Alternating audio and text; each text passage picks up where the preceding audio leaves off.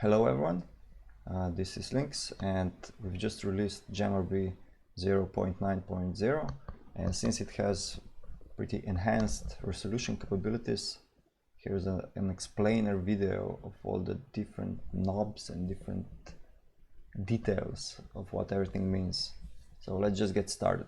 So by default, many of you will know that the games themselves come with certain data sets for the GUI. So that means that they were limited to discrete sets of resolutions. So by default, if GemRB is started without specifying any screen width, any resolution, it will just use the minimum of the game in question. So for Baldur's Gate, the minimum supported was 640.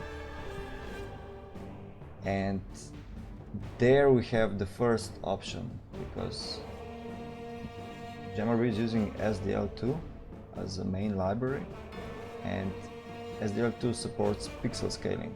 So if you'd like to have a feel of an old CRT monitor, you can just resize the window. So I don't know, I want this to be bigger, you can just resize it to any size. And it will just scale normally. The buttons still work, everything is as expected. Now this goes also both ways. If you want to play GemRB on your fridge, you could scale it down, but of course this scaling doesn't really help that much with performance, so there would be other tweaks necessary. So by default, Baldur's Gate is relatively small. But like I said, it comes with data supporting other resolutions. So we can try, let's say, 1024 for the width and of course 700 for the height. I'm just tweaking the config I'm using to run GemRB.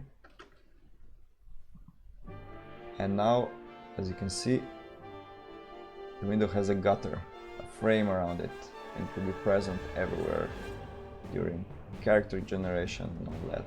In-game, it's just basically a bigger play area is available, and all the windows are available.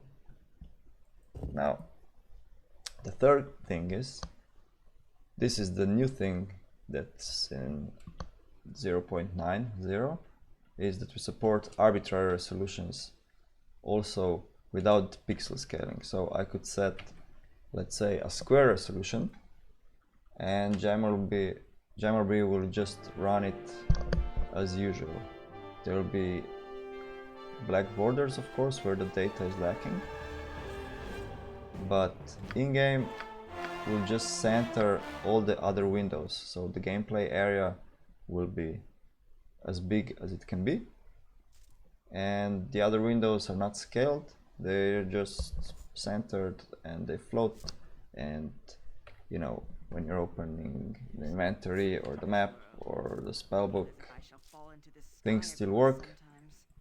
The rest of the area, even though it's visible, is not clickable. You can't misclick, and that's about it. So if you don't like this sort of floating GUI, this is the last remaining use case for the widescreen mode, because then you would install that, and then you'd have, you know, a message window that would be full width. You'd have all these option windows, background that would be full height, same for the portrait window, etc, etc. But for us, just simple centering and aligning when there are several windows. So yeah, we have several options. They're also explained on the features page on our website in a hopefully understandable table, because there are several options. But of course, you can use both approaches. You can set a data resolution and then manually pixel scale it if you want. So there are so many options, but this was supposed to be a quick video, so I'm ending it here. Thank you for watching, and give it a spin.